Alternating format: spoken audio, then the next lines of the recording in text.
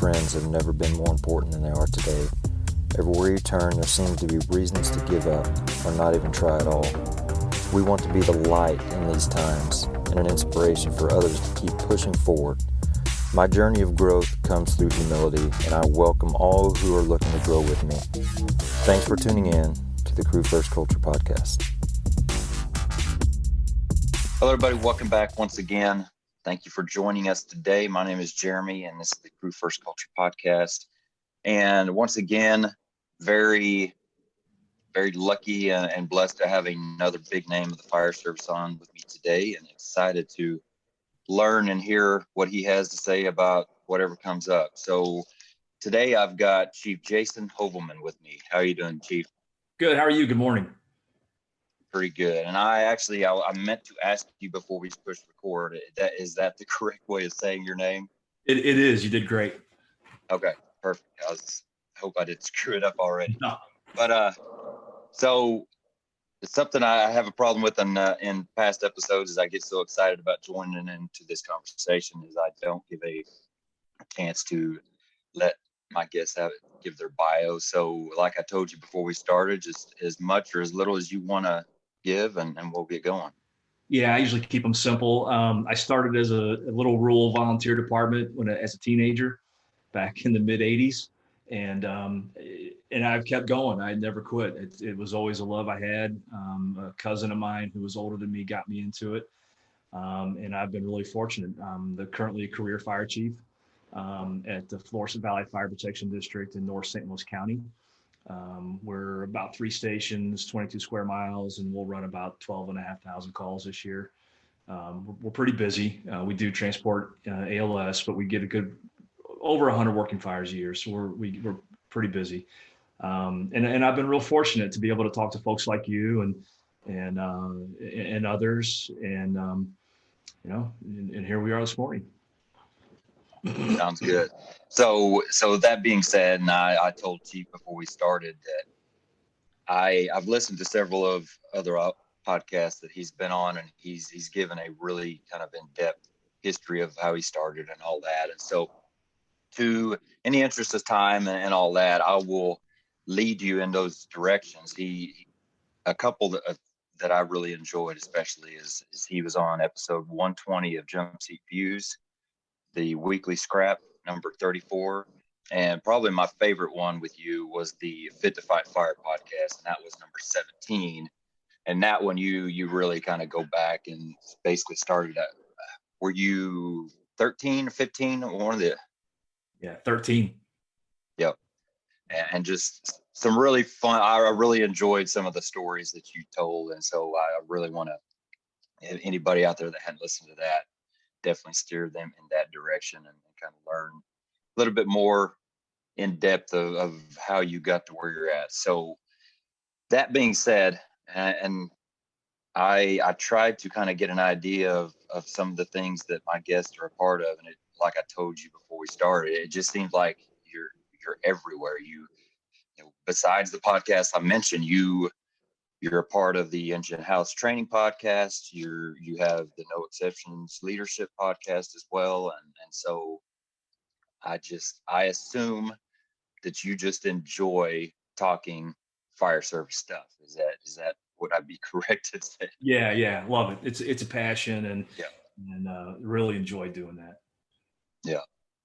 That is one thing that, my personality, this is not my personality. I'm not somebody to just be outgoing and charismatic or whatever. Not that I appear that way, but to host something like this is very outside the norm for me. But as soon as I started doing it, it's like, I love talking fire service. I love talking culture. I just enjoy it so much, and sharing conversations with people that are like-minded and passionate about the job. And I can't get enough of it. So I appreciate your time very much. No, you're very welcome. So kind of what I told Chief that would be a good starting point, at least what I think for us, is basically the question, am I ready to promote?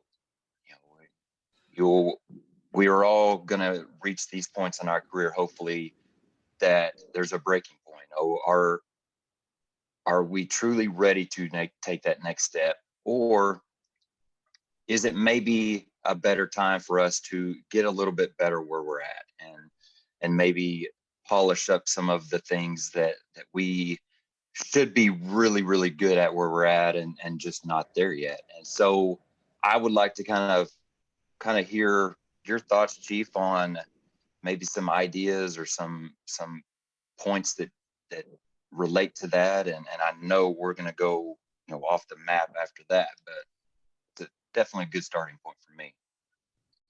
Yeah. So, as a career firefighter, I can tell you, and I've been passed over twice. I was passed over twice, maybe three times for captain.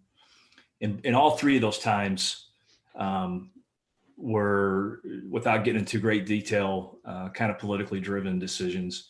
And at those times, I wanted the job really bad. I really wanted to get promoted. I mean, it was like it kind of encompassed me. And then what I found was that number one, when those things happen, don't quit and don't let it affect what you do, which I was fortunate enough to have good guidance in that area. And so I kept doing what I was doing. I kept being a student of the fire service, and got better. I got a lot better at the job. And what I found was the year I did get promoted, I wanted to get promoted, but I didn't really care. I was like, I would have been happy still doing what I was doing as a firefighter had I not been promoted. I wouldn't have had that negative effect on me as it did the first few times, because I think what happens is you get more confident in your job, you get more competent, you're more intimate, and you come to the realization that the things that you're doing day in and day out, you had an impact. You don't see it happen. It just starts to happen. You have other people on the floor coming to you, asking you questions without rank. You are driving some of the discussions about operations and tactics outside of rank. And you realize that at some point, to where the promotion is important. It's certainly something to strive for, but it's not the end all be all. And I think when you get to that point, you've gotten intimate with all facets of the job. By no means are you going to know everything. That's an impossibility, but you should have an incredible amount of intimacy with all things you're going to have to deal with as an officer. And I think when you get to that point, if you look at Maslow's hierarchy of needs, which we all kind of poo-poo in these classes, but it kind of makes sense when you put it into perspective, is that, when you get to that point that you've got that intimacy, that's that efficacy that we're looking for, right? That we're comfortable in our own skin, and it doesn't really matter what other people say or do or think about us. We're at a point in our career that we're confident in what we're doing. And what I've seen is when people get to that point in their career, they get promoted.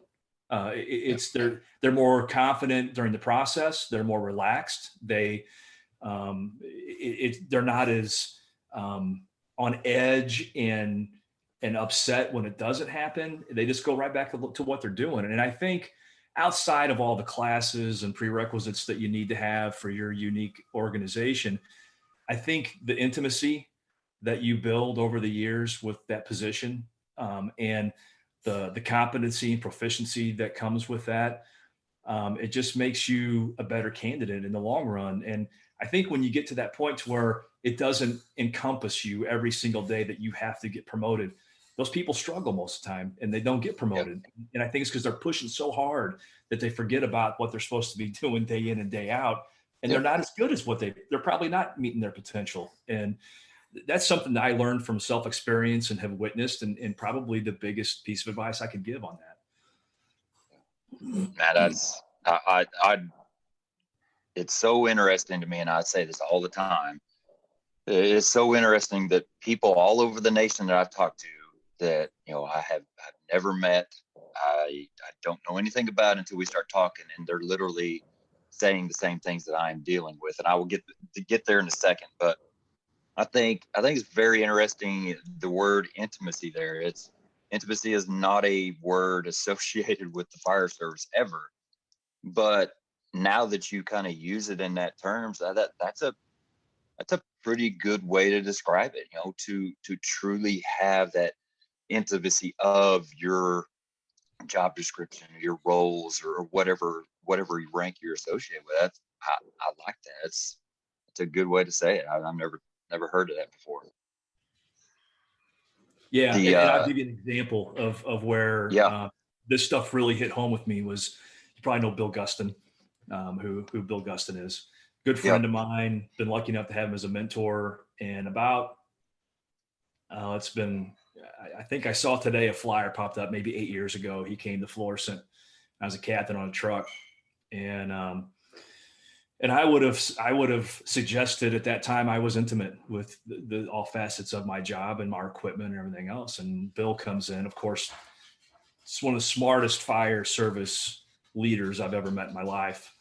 And he asked me a question about our truck, and I don't remember what it was today, but I remember not knowing the answer and being amazingly embarrassed.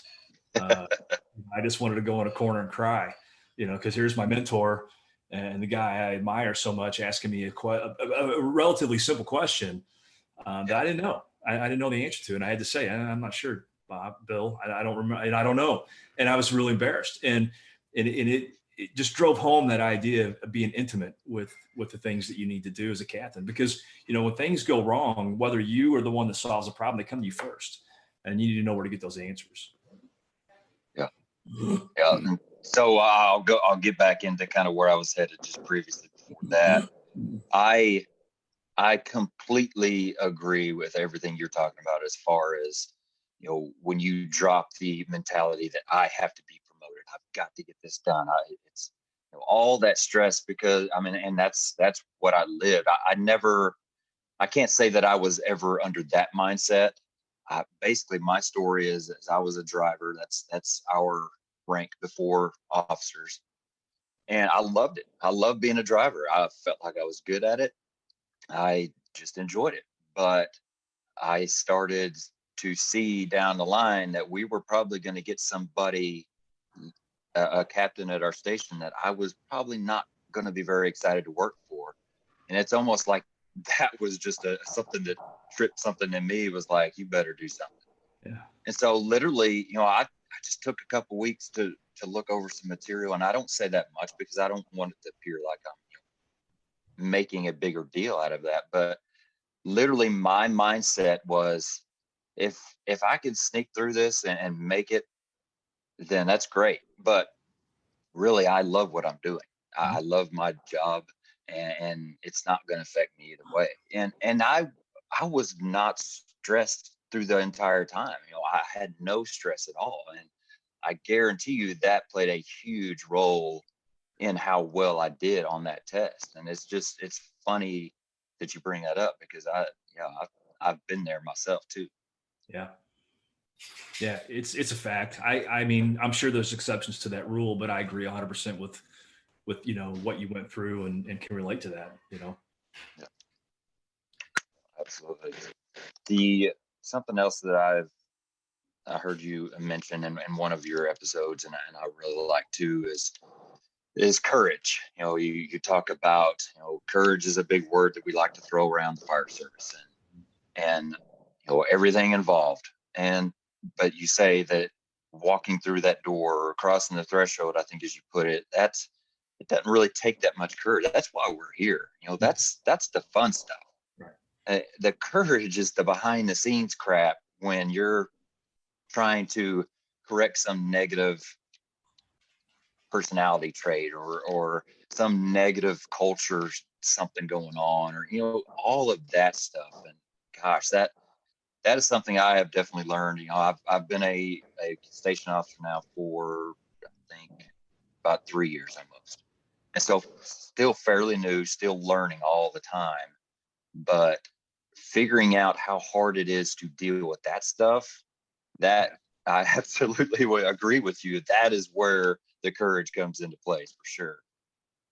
Yeah, and I've witnessed and had to deal with the idea that, and it comes a lot from taking a lot of classes. The more that you go listen to other people's perspectives on things, it clicks other ideas in your head, and that's where the courage came from. Was sitting at some conferences about, interior firefighting, which it does take courage.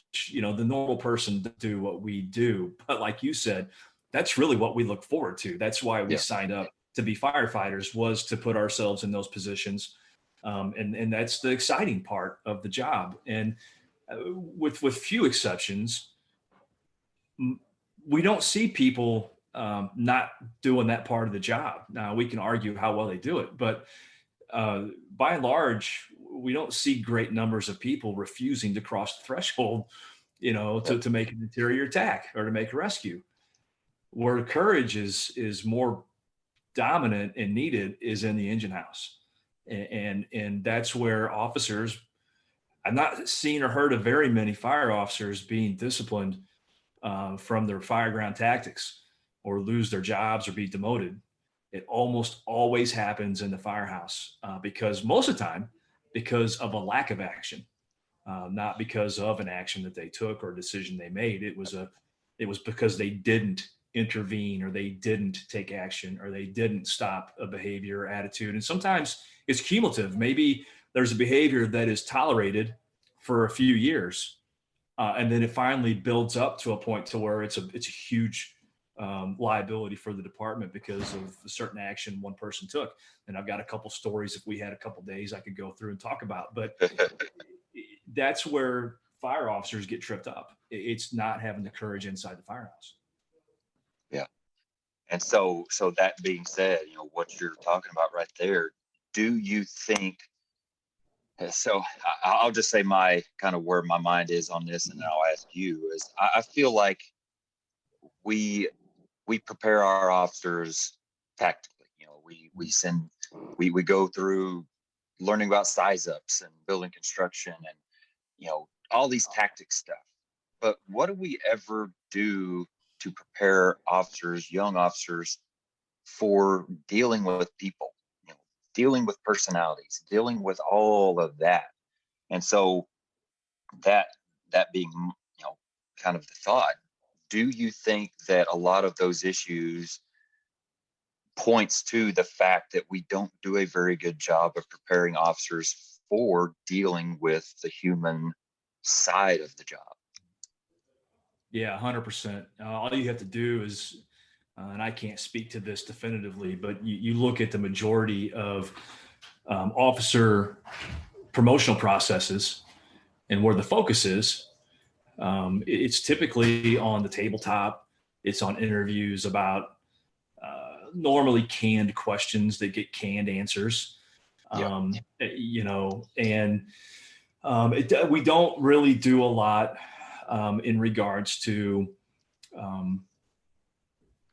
how would you deal with this specific situation, and why would you do it this way? And my personal opinion is the best way to do that would be to have an officer development program that has true case studies with predetermined outcomes, and you just see how they work their way through those case studies and how they would do that. I think another big part of this, though, is not only the lack of development in that particular area, is that as chief officers or as supervisors to these company officers in this particular conversation, is we have to give constant communication and expectations and support for them to take those actions. That if a situation arises that a company officer disciplines somebody, we have to be very careful to not reverse that, or to we have to trust that decision.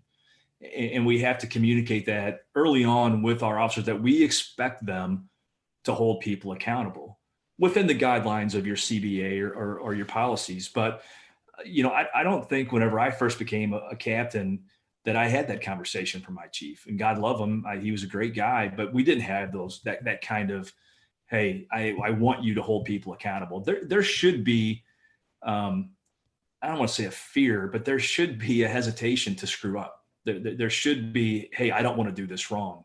Not because you're going to get in trouble. It's not punishment, right? It's out disciplines to change behaviors, but because they have pride in their job. and they know they're going to be held accountable. And I think that's a big part too, that communication from the top's got to be there. I think another piece of that too, just from my point of view, is respect as well. You mentioned pride in the job, and absolutely, but just the respect, hopefully, that is fostered and built up towards that officer. I want to do good so I can make him look good because he takes care of me, and I want to do the same for him. That type of mentality, I think that's really big for that whole thing to work as well. Yeah, that's a really great point. And a lot of that can be the foundation of that can be established that when you get promoted, you have that meeting with your crew to establish expectations you have of them and to establish expectations that they have of you. And that's the beginning of that trust building, right? Yeah.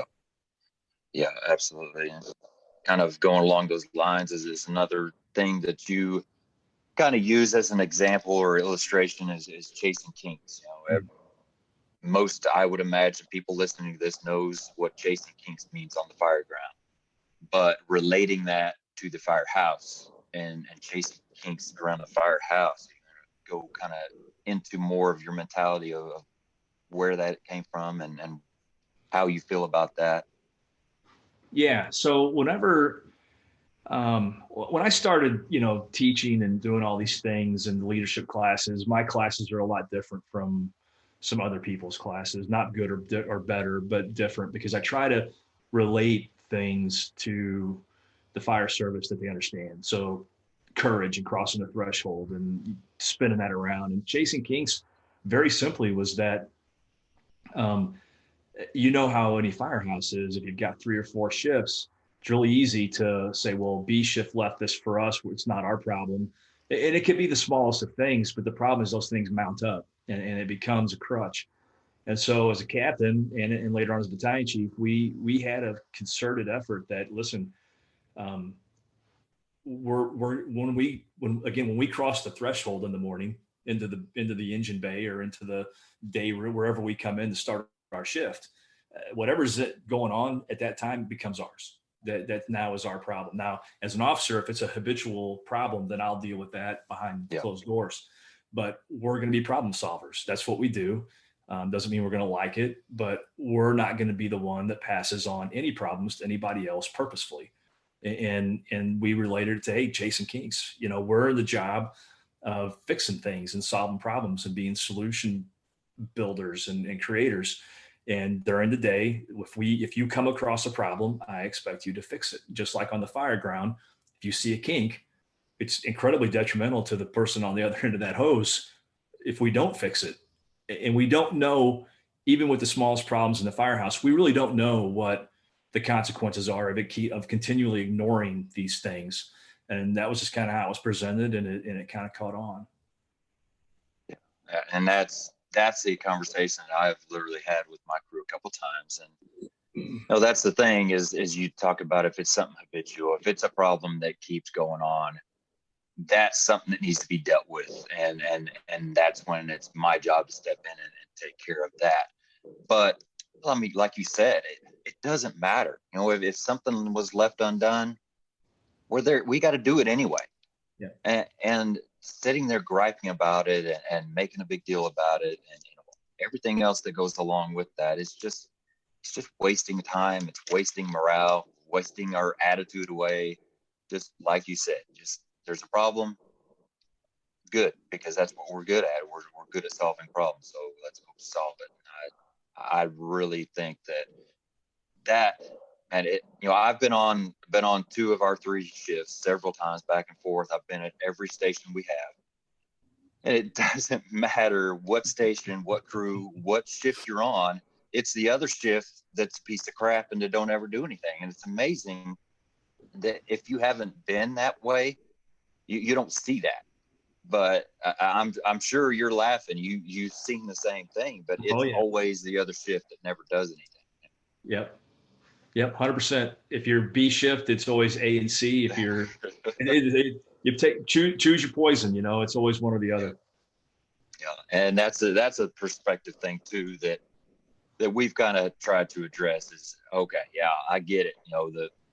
The truck is, the engine's out of fuel again. We got to go get fuel. Well, I guarantee you there's something we're doing that they're sitting here griping about tomorrow, you know? And so just quit. It's not doing anybody any good. And it's just making you look bad because they're doing the same thing to you. So there's something you could be doing better as well. You know, as a captain, when we would have those instances, I would try to spin that around and go, well, that's all right. We're going to go out and look at this building anyway, and we'll just get fuel while we're out. So yep. Just to take the blame game away, we Yep. can go, hey, listen, we're going to get out anyway. We're going to go take a look at this building. And you know, anyway, it's close to the gas station. We'll just fuel it up while we're doing that anyway, you know? And so, and that helped drop the temperament, you know, a little bit with some of that. Now, then I would go to the captain that left it 2 or 3 times and say, hey man, make sure your driver's filling this thing up, you know, before you go off shift. Yeah.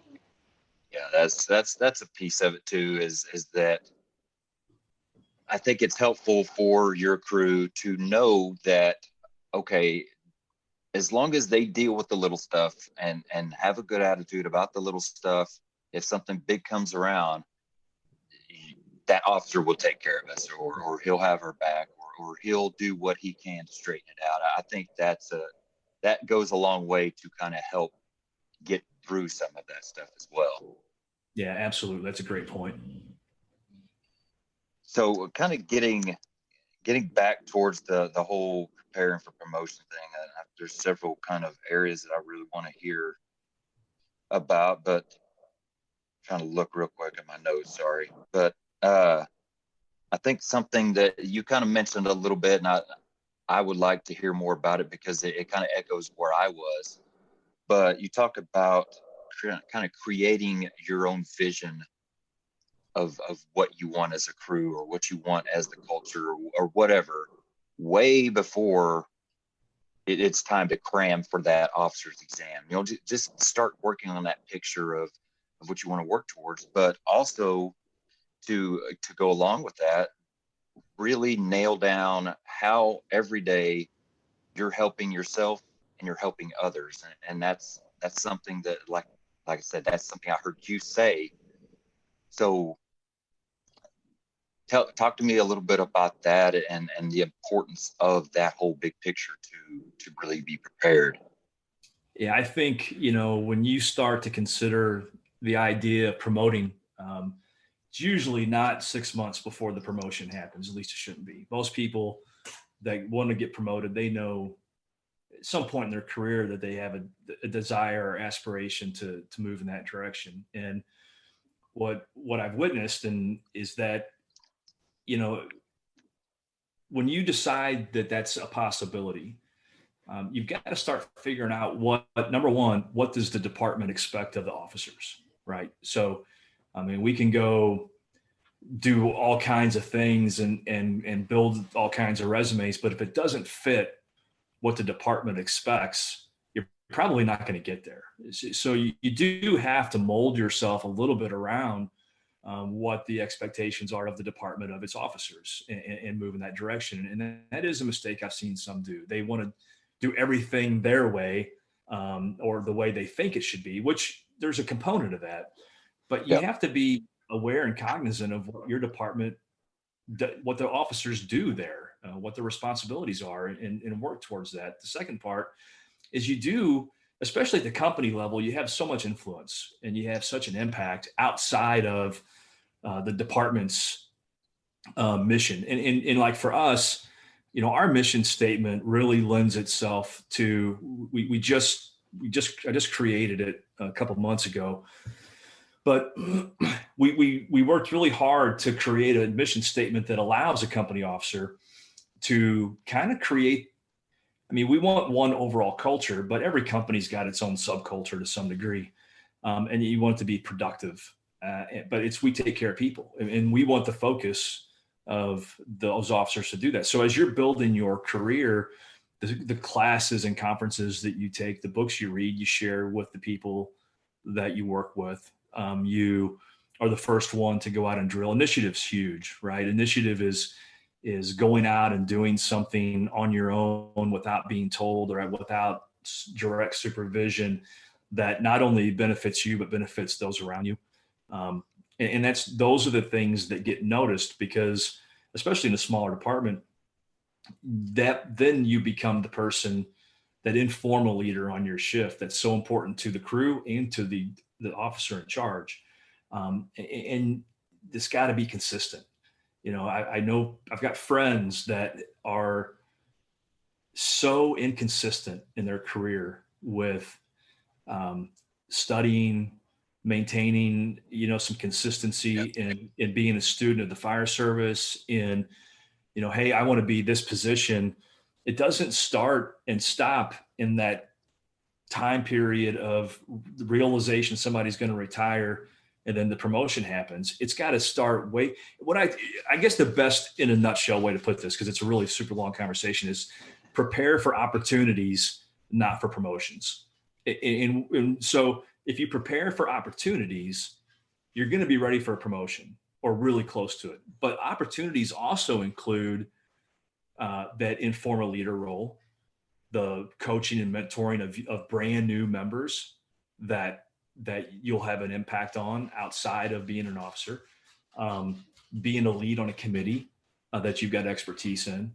So opportunities, or that your education lends itself well to. So opportunities will lead to promotions. But when you try to be opportunistic with promotions, that's when you run into problems, because you're just not going to get there. And in a small department, especially, and most of us are in small departments, I know when Stan has not done anything for 3 years, but now is taking 4 classes in the next 2 months, and then I've got Jack over here that for the last 3 years has been contemplating this promotion and has slowly taken the steps and been really consistent and steady.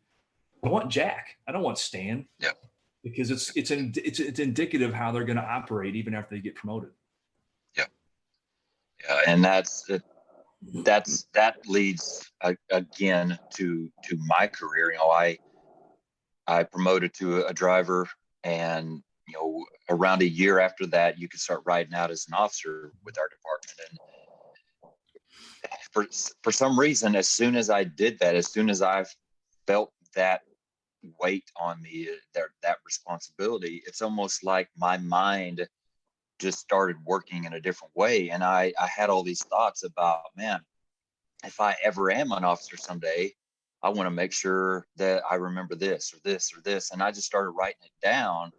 And that was kind of the creation of, my personal vision. And like this little topic started, that was a year or two before I even took a promotional exam for an officer. But I had already worked on kind of what was important to me, what I have learned from other people, the good things, the bad things, all of that. And I think that was very helpful to me to kind of have that as I don't know, just a platform to stand on when it came time. And it's basically exactly what you're saying. Yeah, you have to find, as you're preparing yourself over the years for promotion and defining who you are, it's a lot of times it's little things.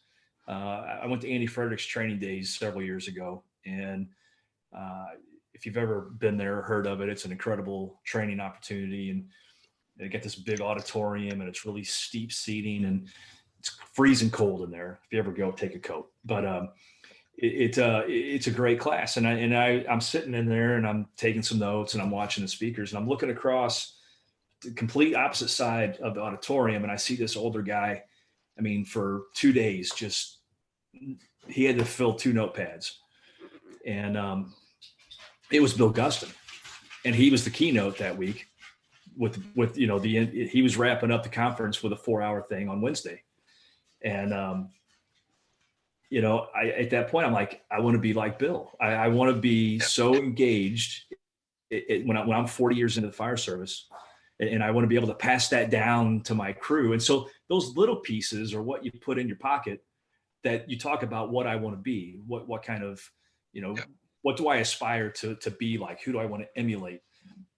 Don't look for the big things, which are important, but you're going to get further and be better by an accumulation of a lot of the small things. a lot of the seemingly insignificant things, but they're going to be a bigger impact on you than one great big, big thing. Yeah. And I think an important part of all this too is putting it in writing it down, having it saved somewhere, if it's a notebook or if it's a file on a computer. Exactly. You showing me his notebooks. I've got already a couple here that I've kind of started working on, but having it to where you can see it, because literally from that point that I just talked about, when I started doing that, it has changed, and basically the best word I can come up with is evolved so incredibly much. And just to kind of have that, to see where it's come, where it's been, and even just since I've been an officer, I had a pretty good layout of my expectations before the day that I became a station officer. I knew what I was going to say. I had it typed up. And now thinking about what my expectations look like today as Jeremy Sanders, a station officer, as opposed to 3 years ago, what it looked like, you would think it was a different person that had those expectations. But I mean, I think that's a good thing. I think it should be that way. Yeah, I think there's definitely, your core principles aren't going to change, but a few things that are going to happen is you're going to mature. Just as a human being, you're going to mature. You're going to have a different perspective after being in that position for a little while. That's going to change how you look at some things. You're going to learn and apply some of that education and knowledge that you've had. You're going to have experiences that you're going to go, man, I don't want to do that again. And I think it's an evolution. It's no different than, and I think it's important that as a firefighter, you come in, you look at a 22-year-old firefighter that comes in the door, their idea of things is way different. And a lot of it is age and maturity level of how they think things should be. And when you become an officer, you should evolve. To say that you should never change is really counterintuitive to what you really should be doing, is adapting and being flexible and stretching a little bit to meet the needs of your people and your organization and your community, and to meet the needs that you have personally as an officer. That maybe that's a great kind of play on words right there, what you just said. So changing in the fire service, that's obviously something that everybody's really uptight and leery about, but it's not really what it is. I haven't changed. I think that's a totally different thing. I have evolved. My leadership has evolved. My vision, my expectations, all of that have continually evolved. It's a process. It's not just okay, one day you're like this, one day you're like that. I think that's a great way to put it. Yeah, and when we come in as officers, all of us, we have this idea of what we're going to do and how we're going to do it, and all of us get slapped in the face a little bit by some of those ideas, and it comes with every promotion. And if you're smart, you remember that sting, and you move past it, and you adapt and stretch. Like I said, I don't like the word change either. I like you become flexible and adaptable, and you stretch, you change and gain different perspectives. And to me, the best officers do that. They question things, and they question themselves. And I agree with you. I think those are great points. Yeah. The kind of another big piece of all this, and it's I feel like it's something we're really struggling with the fire service. I feel like we need to get better about it. And you've mentioned it a few times, but just mentoring, formal mentoring, informal mentoring. I feel like the more I talk to people like you and reach out beyond my walls, it's just really crazy to me how it's such a widespread thing that we're just not doing a good job of it. And I don't understand why that is. Do you kind of feel the same way? Like we really need to be doing better than we are as a whole? Yeah, I think so. I think there's a couple of things that prevent that from happening, and one is people don't want to be told that they have to change, or that they have to be different, or that they have to take a closer look at self-evaluation, which is a big part of mentoring. Yeah. Um, and the thing about mentoring is it's a two-way street, that's not always comfortable for either person, if they're truly doing it right. And I think that there's also a component of, well, that person doesn't work at my fire department and I don't know what they can offer, or they're from a big city, or they're from here, or they're from there. I think the other part of it is a lot of people don't know how to really do it. They don't really know how to mentor. And there's certainly different variables, or levels and ways to do it, but just having conversations with people and letting them ask questions and giving honest, respectful feedback. It does take time, but there are some specific things that, if you really want a true mentor program, it does take a little bit of organization. You have to do a little research, and to do the person that wants mentor um, justice, and to give them what they need. But I think by and large, I just don't think enough people are comfortable in fire service leadership. Number one, we're not taught it. Nobody teaches that. If somebody's going to do it, they have to go out on their own to learn how to do that and to be comfortable enough. We also know that the fire service is full of people who don't think they're good enough to do those kinds of things. Why did anybody want to hear me talk about anything? The people that you really want to hear from, that's kind of the thought process they have. Very humble. But I think by and large, nobody is taught that. If you look at NFPA 1021, um, it falls short in a lot of categories, both at all fire officer certification levels. It's a great starting point, and it's accredited class and whatnot. But when you really look at things like we talked about earlier with those difficult situations and the courage to have to change behaviors and to stop things, and mentoring and coaching, it glosses over certain things, but it's real academic. But it doesn't get into the nuts and bolts on how you positively impact privately with another fire service person that's wanting your experience and knowledge. And I think all those things together is what limits the amount of that that's going on formally. Yeah. I've heard a few times people kind of viewing formal mentoring as not really the best option. It's more informal is really where you're going to get the most benefit. I think a lot of that is just because when you make it formal, it just kind of, you lose some of that, go back to your word earlier, some of that intimacy of just it happening organically. I didn't pick this person to be my mentor. I was given it. Well, Yeah. Do you feel kind of the same way? Do you disagree with that? Or I think it depends on what you want. I think it depends on what the person looking for a mentor wants. I've got, more than one mentor. Some of them are because I just stay in touch with them and ask them questions. Two in particular, I specifically ask them to mentor me in certain things. Um, I think it just depends on what the person wants. The thing with an informal mentor, is that in really formal and informal or doesn't matter. What matters is to what degree do you want to um, be mentored at. I don't think there's informal or formal necessarily. I think it's, do you want to have a regular day a month that you talk and share, or do you just want to email a person when you've got a challenge and you want help with it? I think that's what it boils down to. But I think it's like anything else. I think for it to be effective, it's got to be consistent, and it's got to be, but it's got to fit both people, and it's going to be unique, I think, to anybody. It doesn't have to include a big notebook or a form or anything like that. But I would encourage people to reach out to people that they admire and want to aspire to be like.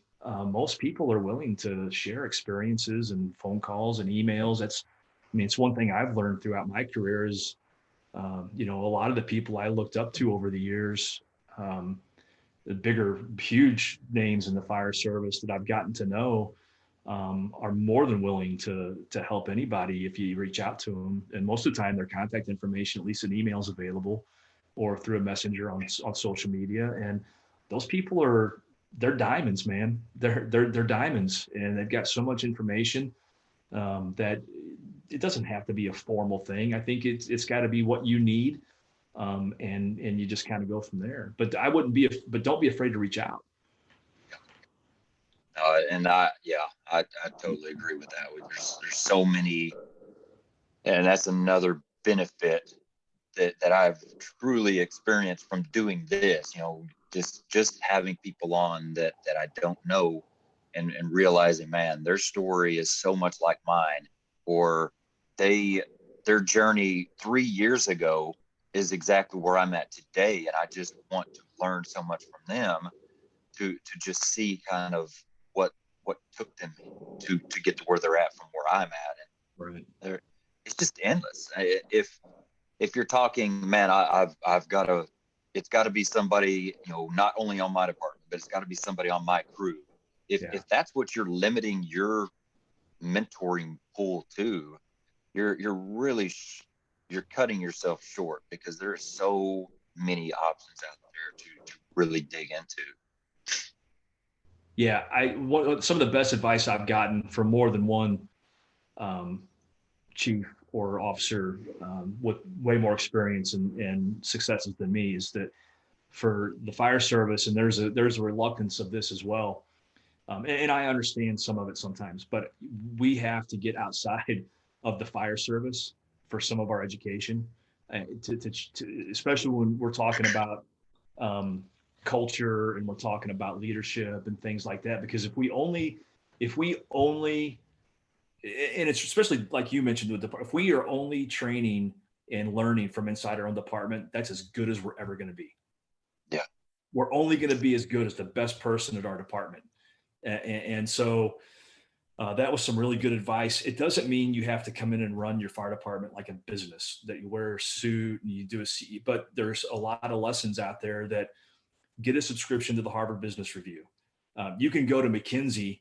I don't know if you know what McKinsey is, but it's a big consulting company in the United States. Go to McKinsey and you can get free newsletters in your email that have to do with management and leadership. And listen, you take what you learn from it, and if you can apply it, great. If not, you just broaden your mind a little bit. But take some classes that are a little bit outside of the realm of the fire service, because you need that perspective, because what it will do is it'll help you find solutions to things inside your fire department with just nuggets of that stuff. Again, I'm not advocating by any means that you have to have a degree or you have to have a formal education, or that you have to run your department like a CEO. Although there's components of that as a chief, but you have to get outside of us. Yep. There's a huge world out there of leaders and mentors and people that have done amazing things from those perspectives that we can really learn from. Yeah, I think that you saying that, it's almost like a much broader. So I guess before I say that, is like, if you have a department that is not willing, that's closed-minded on any kind of outside training, we will do our own training. It will come inside. That's it. I think what you're talking about is just a more broader picture of that same thing. If we stay within the fire service for that leadership stuff, we are going to be missing a lot, because the fire service and the fire service leaders are such a small piece of the leadership picture of the world. So yeah, I totally agree with that.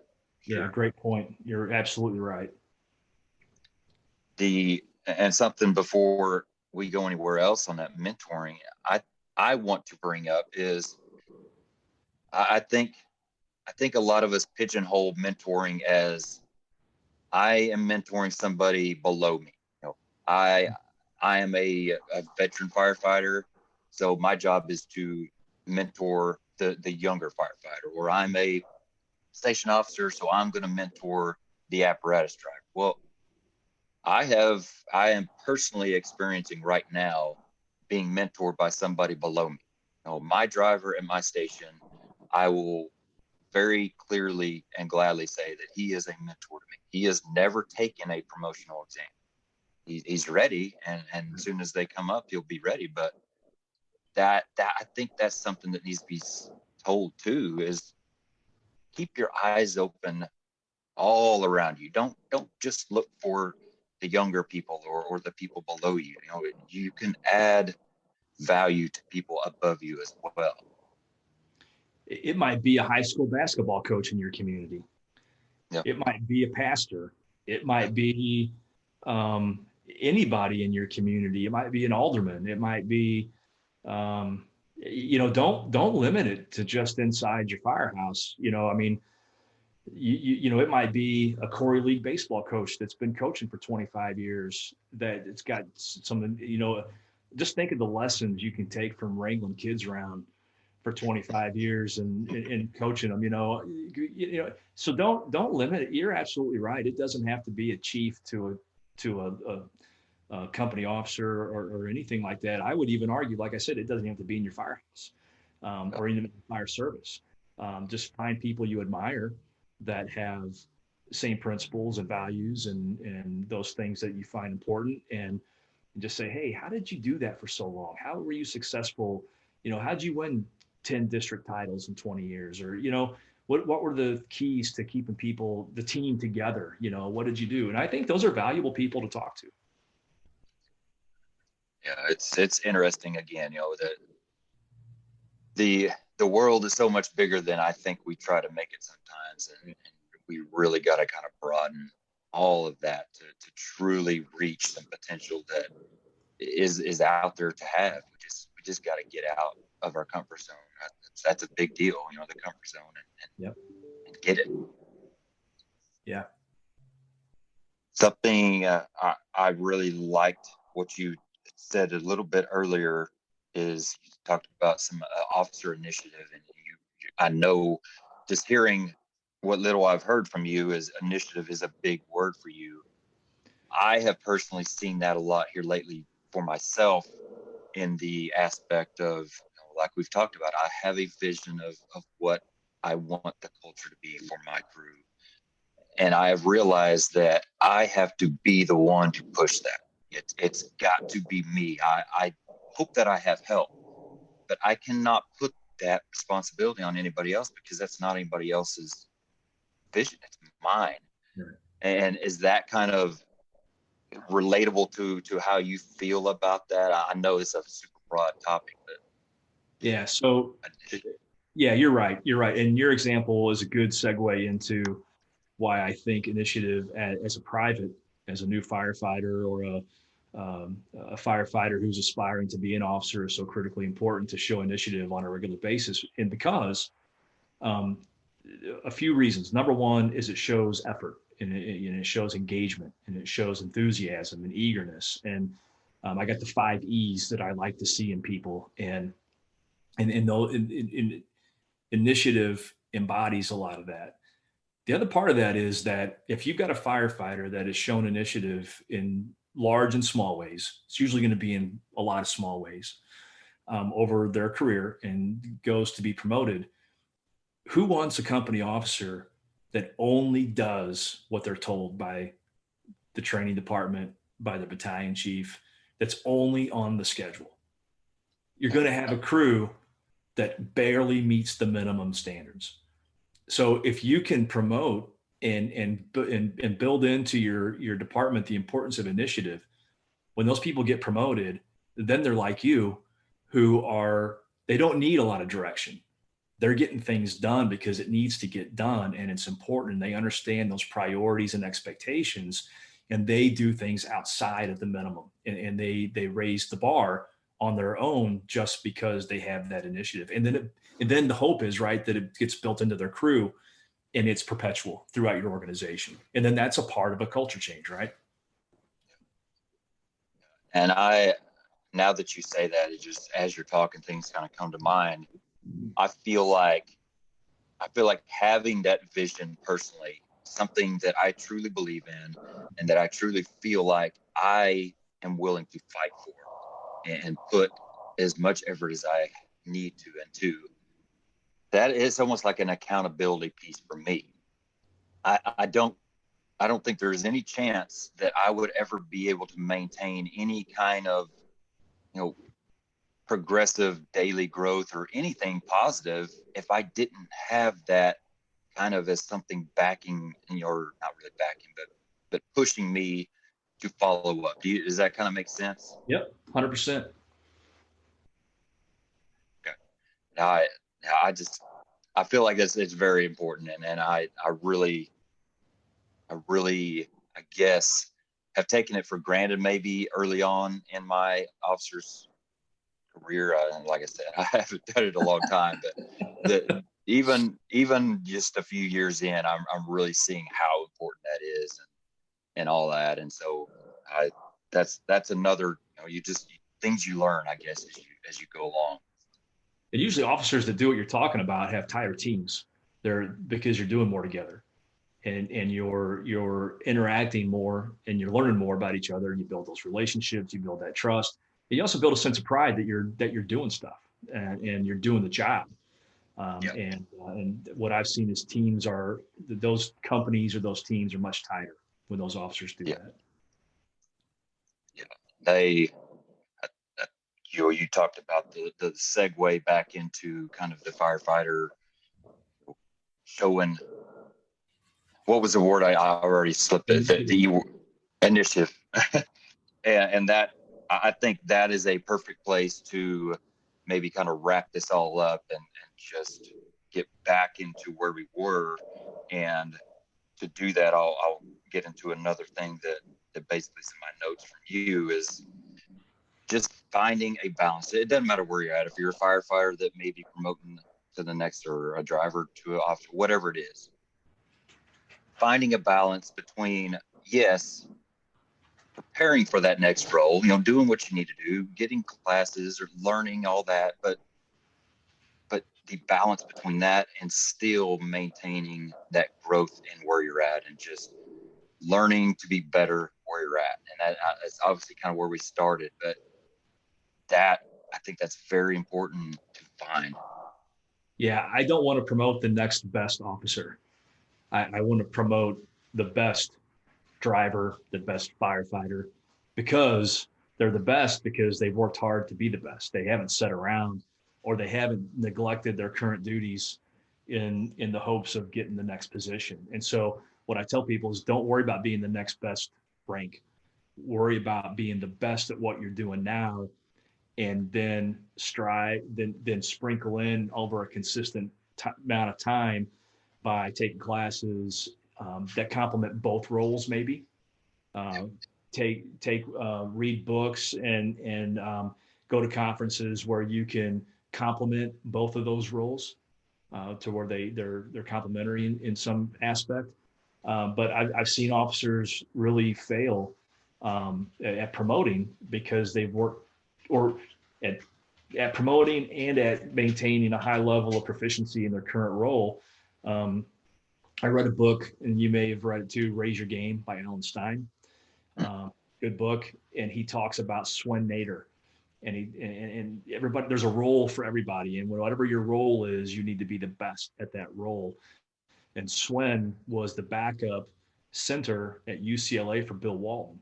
And Swen could have gone and had opportunities to go to other D1 schools and be a starter and a star, and to be the best center. But he stayed at UCLA because he wanted to win. He knew what his role was. And what it was Bill Walton had said he would never have been as good as he was had Swen Nader not been pushing in practice as the backup center. And then Swen was the first, and to my knowledge, only first round draft pick of the NBA, having never started a Division I college game. And so you need to understand those roles and what they mean to your department.